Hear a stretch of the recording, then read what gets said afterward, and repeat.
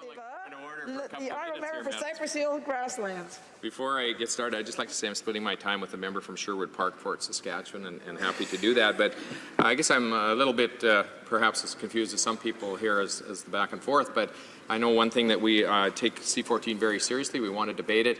I was a little, I don't know, surprised, I guess, a little bit earlier when it seemed like the Liberals wanted us to be going all night through the night. I assume that means that they'd like to speak during the day and then leave the opposition to speak at night when supposedly no one's listening. But I think there was a reasonable compromise suggested here a couple of minutes ago, which is that we do extend hours to midnight and then try to get our debate in and have serious debate on this issue. That's why we're here today. It's interesting that the notion of freedom of conscience seems to be coming up more and more places in our society. In the last couple of weeks, I've crossed paths with it in places separate from discussions around C-14. I was at yesterday at committee, actually. We had someone coming in on subcommittee on human rights who was talking about working with persecuted minorities, and the question came up about what role does freedom of conscience play.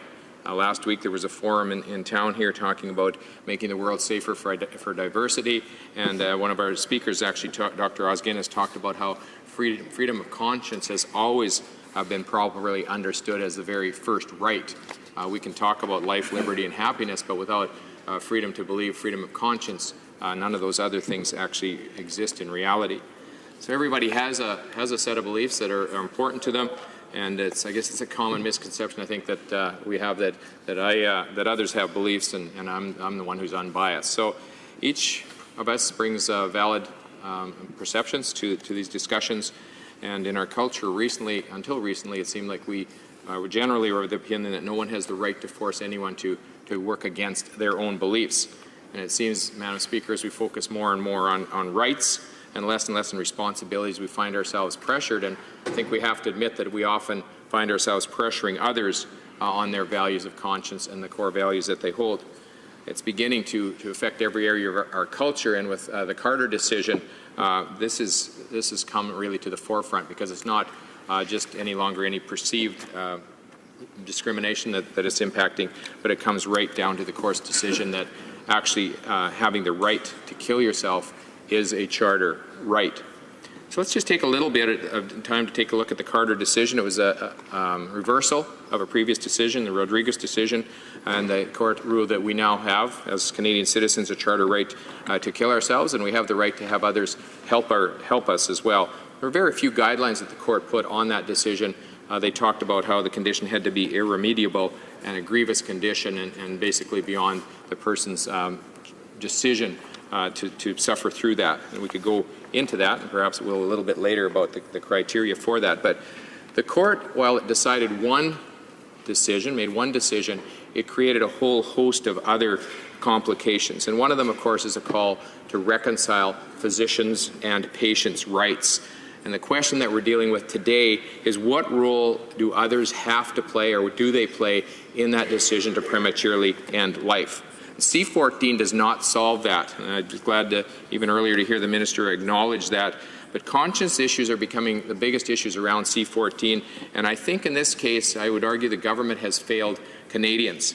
There's a legitimate question to be asked, and I'm surprised that it hasn't even been discussed. It isn't discussed in other countries either, as to why medical personnel are expected to be involved at all, but they are. And in fact, even though they are, most of them do not want to participate. The medical personnel that I've talked to are not accepting of this, are not enthusiastic about this. I've talked to a number of doctors who say, if I'm forced to participate in this, I'm willing to leave this country. I'm not going to participate. And for those of us who live in rural areas and have a very small supply of medical care, it is a frightening thing to hear your doctor say to you, I'm prepared to leave if this is going to be forced on me. I want to talk a little bit about the protection of conscience in C-14. The preamble says that whereas everyone has freedom of conscience and religion under Section 2 of the Canadian Charter of Rights and Freedoms, and whereas nothing in this Act affects the guarantee of freedom of conscience and religion. Well, that's the preamble, which has no legal impact. There's no content within C-14 that provides this balance. There isn't. The Senate committee heard some great testimony. The Justice Centre for Constitutional Freedoms said the court discussed and reiterated the conscience and religious rights of medical practitioners, and they stated nothing in the Declaration of Invalidity which we proposed to issue would compel citizens to provide assistance in dying. But then they went on to say that the charter rights of patients and physicians will need to be reconciled. And they left it. It was apparent that the court intended Parliament's legislative response to address the issues of medical practitioners' conscience rights, and Bill 14, C-14, they say, fails to do so. It's interesting to me that C-14 actually provides protection for participants, but it does not provide protection for those who do not want to participate. So there is an exemption for medical assistance in dying where it says no medical practitioner commits homicide if they provide a person with medical assistance. It says no person is a party to homicide if they do anything for the purpose of aiding in that. And then it says for greater certainty, if the person has any reasonable, even mistaken belief about any fact that's an element of the exemption, they still have no legal responsibility for that. And so, again, I just point out they've included protection for participants, for those people who choose to participate, even if they are mistaken in what they've done. I can find no similar or parallel protection for those who conscientiously object. Some have said, well, let's just pass it on to the provinces. We just heard that a minute ago from my colleague from the NDP. But I would argue this is not a provincial issue. If it is, there will be a dozen different scenarios in this country, and then the courts get even more involved than they have been. It is a criminal code issue. Why would we give legislative protection in a bill to those who want to participate and then argue that Parliament has no right to legislate protection for those who do not want to take part? The Executive Director of the Christian Medical and Dental Society at the Senate Committee said, what our members cannot do is perform or participate in what is referred to as medical assistance in dying. To be clear, by participation, I also mean playing a role in causing death by arranging for the procedure to be carried out by someone else through referral. They go on to say that the government does, the current preamble respects the personal conviction of healthcare providers, but it does not have any legal weight, and that no foreign jurisdiction in the world has legalized assisted suicide and euthanasia and then forced their healthcare workers in hospitals and nursing homes and hospices to act against their conscience or their mission or their values. So to force providers to act in this way in Canada would actually be to violate actually Section 2 of the Charter of Rights and Freedoms. It's necessary the federal government legislate protection of conscience or rights for healthcare professionals in order to respect the Charter and to protect our existing healthcare system. Federal legislation would send a clear signal to provinces, to the organizations, and to the courts that the right of conscience must be protected. And I argue because medical personnel, supervisory groups cannot, and I will not agree, Parliament should set those guidelines and they should be set in the criminal code. The Minister said a little bit earlier today that the protection is in the Charter, not in the criminal code, but that I think is exactly the concern that Canadians have. The Charter interpretation has gone 180 degrees on the issue of assisted suicide, and there's nothing keeping that from happening as well on Section 2 of the Charter. So, Madam Speaker, we need conscience rights, and what are they? They're the right not to participate, the right not to be forced to refer, and they're a fundamental freedom guaranteed by Section 2 of the Charter.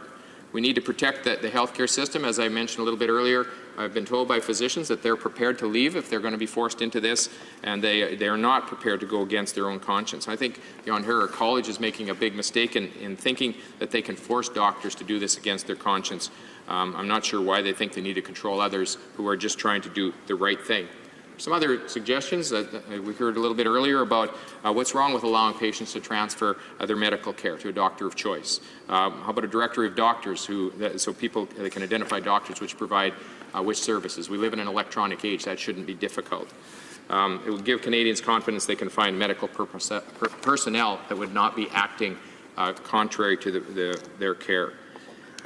So, Madam Speaker, I know my time is running out here, but we need to make this, to protect the Charter rights of healthcare professionals, we need to make a criminal offence to intimidate or coerce a healthcare professional to take part directly or indirectly in assisted suicide or euthanasia, and to make it a criminal offence to dismiss anyone from employment for taking that position.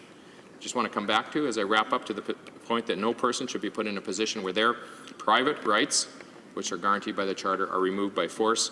Nothing is more fundamental than being able to live out that which we believe, especially if that belief is aimed at supporting and preserving life. Questions and comments, questions et commentaires. L'honorable député de The honourable member for Madawaska Restigouche. I listened carefully to the comments and concerns raised by our colleague. I attended the public hearings where the Canadian College of Physicians said that freedom of conscience among physicians who will be providing medical assistance in dying will not be a problem because many of the physicians, the bulk of the physicians, are in agreement with this type of assistance. I would, however, like to hear my colleague expand on his position with respect to Bill C-14, the requirement for a specific provision on this issue on freedom of conscience. How does he justify that with respect to the obligation under Carter in the Supreme Court of Canada decision where it states that people must be provided with assistance, people who are not vulnerable, they must be given this assistance? Well, I don't think that's difficult to reconcile, but I think we need to be basically aware that when he's saying the majority agree, I don't know that I would agree with that, but that does not negate the obligation and the requirement to have conscience rights for those who do not. The majority are agreeing, obviously that's not an issue for them. That's not what we're talking about today. We're talking about that group of people, whether it's a minority or majority, who have said, I'm involved in the medical profession here, I don't want to participate in this, I'm not prepared to do that.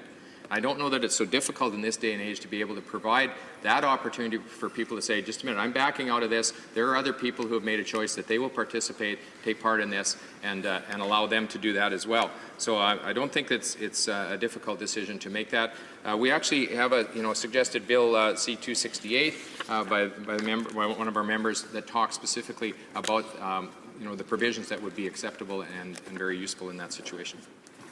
And comments, questions et commentaires. The honourable member for Simcoe Grey. Thank you very much, Madam Speaker. Our country has actually been built on fairness and freedom, and as my colleague has already mentioned, the issue with respect to that freedom, empowering each of us as Canadians with regards to our private and individual rights. As a practicing physician, I take very seriously my freedom to make choices for my patients working with them. My concern with respect to what we're focused on here is this principle that binds us together as Canadians, that unites us together, that freedom of choice, is not represented here. I recognize that there have been amendments put forward, particularly to Clause 3, to legally protect those that provide, but it actually does not specify those that do not provide. My concern is that is an issue of freedom as a Canadian. And I would be what I would like to ask the member, Même le Président, je l'ai écouté. With respect to lack of protection, with respect to freedom of conscience, does the member have any suggestions to make to improve freedom of conscience? For Cypress Hills Grasslands.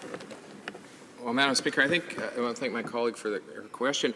We have a motion before us today with a few basic points, and it seems to me that conscience rights for healthcare professionals are a fundamental freedom.